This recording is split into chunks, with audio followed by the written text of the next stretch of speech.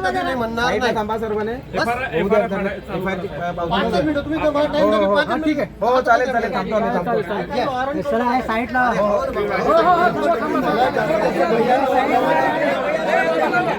करू शकू किंवा नाही करू शकू त्या व्यक्तीची किंवा कायदा सुद्धा आपल्याकडून बिघडल्यासारखे कृत्य होऊ नये म्हणून फक्त प्रिव्हेन्शन आहे. कायदा त्याच्यावर कारवाई करत नसेल तर आपण विद्रोह करू, आपण आंदोलन करू.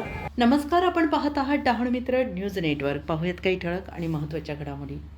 डहाणू सोमवार बाजारात महिलेला चापट, नागरिकांचा पोलीस चौकीला घेराव, कठोर कारवाईची मागणी. डहाणू येथील सोमवार बाजार भाजी मार्केटमध्ये भाजीपाला विक्रेत्यांमध्ये झालेल्या वादातून एका महिलेवर हात उचलल्याची घटना घडल्याने परिसरात संतापाचं वातावरण निर्माण झालं आहे आणि या घटनेच्या निषेधार्थ आज परिसरातील नागरिकांनी पोलीस चौकीला घेराव घालत संबंधित व्यक्तीवर कठोर कारवाई करण्याची मागणी केली आहे. आणि मिळालेल्या माहितीनुसार सोमवार बाजार भाजी मार्केट डहाणू येथे दिनांक 9 मार्च 2026 रोजी सकाळी सुमारे 7:30 वाजण्याच्या सुमारास भाजीपाला विक्रेत्यांमध्ये शाब्दिक वाद झाला. या वादातून अमर नावाच्या व्यक्तीने बहाड राऊताळी तालुका डहाणू येथील एका महिलेला हाणामारी करत गालावर चापट मारली, तसेच शिवीगाळ करून दमदाटी केल्याचा आरोप आहे. आणि या प्रकरणी संबंधित महिलेच्या तक्रारीवरून डहाणू पोलीस ठाण्यात NC नोंद करत दाखल करण्यात आलेली आहे. दरम्यान या घटनेची माहिती परिसरात पसरताच नागरिकांमध्ये तीव्र नाराजी व्यक्त करण्यात येते आहे. आज 10 मार्च रोजी परिसरातील नागरिकांनी पोलीस चौकीला घेराव घालत महिलेला मारहाण करणाऱ्या व्यक्तीवर गुन्हा दाखल करून कठोर कारवाई करावी अशी मागणी केली आहे. विशेष म्हणजे जगभर महिला दिन साजरा झाल्यानंतर दुसऱ्या दिवशी एका महिलेवर अशा प्रकारे हात उचलण्याची घटना घडल्याने महिलांनी ग्रामस्थांनी तीव्र निषेध व्यक्त केला आहे.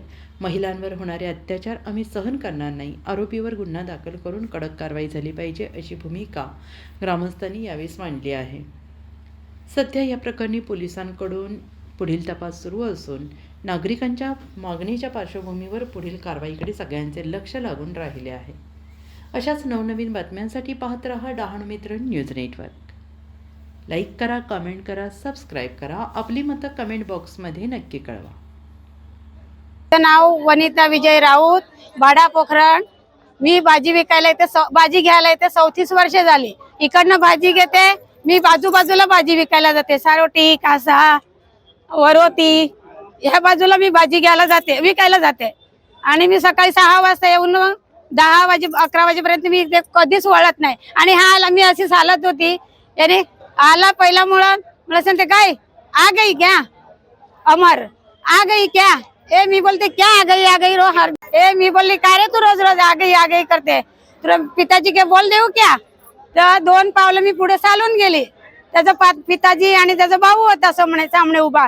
ए मी सांगले दादा त्याला तुझ्या अमरला बोलून सांगून ठेवा, मी रस्त्याला चालत आहे तरी मला यो शिवागाळी करत आहे, त्याला सांगून द्या. तिथपर्यंत आला, शिया देत आला ना पाठीमागून. मी असं वडिलाचं बोलत आहे, आला ना माझ्या पाठीमागून थापट दिली बरोबर मी पडून गेली. मी जेमी तेमी उठली, उभी राहिली ना. अशी करत मी रस्त्यावर सांगत आली की मला अमरनी मारली. तरी कोणी सुद्धा निघालेलं नाही त्यांच्यावाला ना, आमच्यावाला कोणी होतं नाही तिकडे. पोलीस स्टेशनला नंतर मी बोलावले फोन करून, मग पोलीस स्टेशनला आली. हे लोकांनी खाली इंचीची घेतली, माझा जबाब नाही घेतला. काय ह्यांनी काय केलं, काही ह्यांनी काय केलं, तुम्ही माझ्या सामने त्याला समोर उभा केला नाही. मला सांगते 12 वाजले, जा तू घरी, सांगते आम्ही करून घेतात. आज महिलेवरती आज माझ्या आईला मारहाण झाली आणि त्याच्यावरती कुठलीच कारवाई झाली नाही. मग आम्ही पोलीस स्टेशनला आलेले, आम्हाला फक्त NC दिलेले आहे आणि आम्हाला पोलिसांनी घरी पाठवलेलं आहे. आणि त्याला त्याच्या अंगाला त्याला कुठलाच प्रश्न विचारला नाही, त्याला काय कारवाई केली नाही. आणि आज आम्हाला न्याय मिळावा म्हणून आम्ही इकडे आलेले आहेत आणि जमलेले आहेत. आणि आम्हाला न्याय मिळालाच पाहिजे, कारण आता आईवर नाही माझ्या महिलावर आणि आमच्या एरियातल्या सगळ्या महिलांवरती हा मारहाणीचा त्याने हे गंभीर हे केलेलं आहे. 20-25 माझे भाऊ बंधू आलेले, काल सकाळी 20-25 माझे भाऊ बंधू आलेले. त्यांना सांगते तुम्ही जा ना, 12 वाजले, आता काय करत आहे इकडे. आम्हाला हाकलून लावले आणि सामने माझे काय त्याला बोलावलं नाही. मला हॉस्पिटलला पाठवली, मला पासपोर्ट आली आणि मला घेऊन गेला. शिवाय केली ना. महिला दिनाच्या दुसऱ्याच दिवशी झालेला आहे हा. त्याल्याशिवाय आमचं एवढे परेशान आलेलं आहे, आम्ही कोणी जाणार नाही. तर असं कारवाई केला तुम्ही तुमच्या सामने काय घेऊन फासकावून मरून जाईल. मला न्याय भेटलाच पाहिजे. मला पोराबाळांचं मला संरक्षण केलंच पाहिजे.